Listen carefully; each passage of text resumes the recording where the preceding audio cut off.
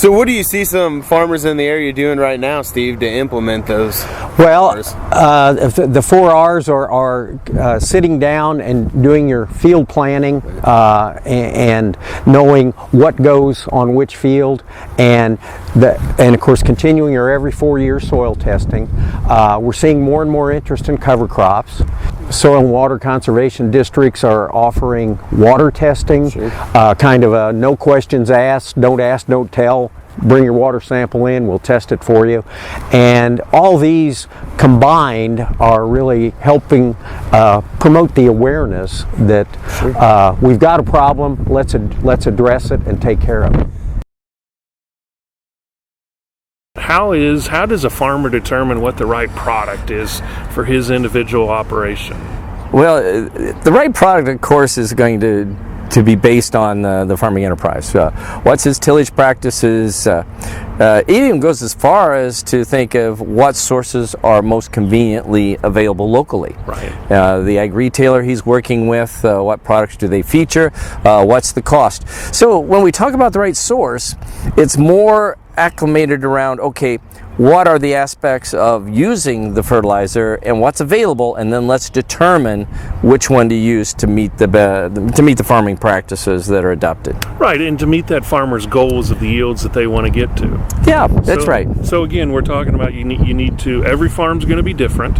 No farm's the same, but you need to sit down with your retailer and talk to him about what products they have available and see which is going to fit for your operation to meet your individual operation's goals. You bet, and I think that's key. And I think we rely heavily on knowledge and experience. And look, they need to look to their ag retailer. The producer looks to look to the ag retailer.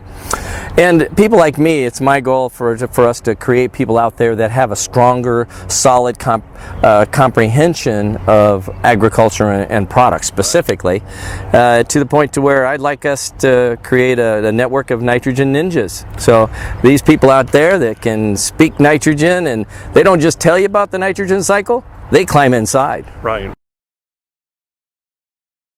Okay, so the 4 R's that we implement on our farm are the standard 4 R's. We implement the right rate, the right time, the right method, and the right product. So nitrogen is a big part of what we do, and so are the other fertilizers, and P&K is as big of a expense on our end as any expense that we have. So utilizing the right methods and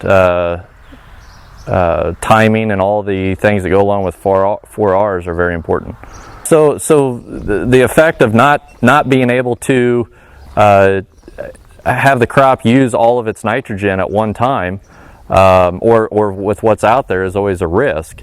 And we feel like that if you put it in smaller doses throughout the season, you're going to be able to limit your risk of the nitrogen leaching away, basically.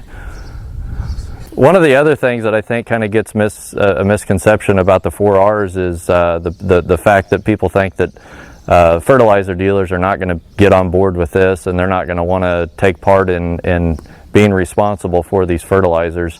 And I disagree with that. I think that if they're not on board with it, they're going to be the ones that are out left trying to look for business, and the ones that are going to move forward with it are going to be the ones that are the progressive ones and trying to do the right thing for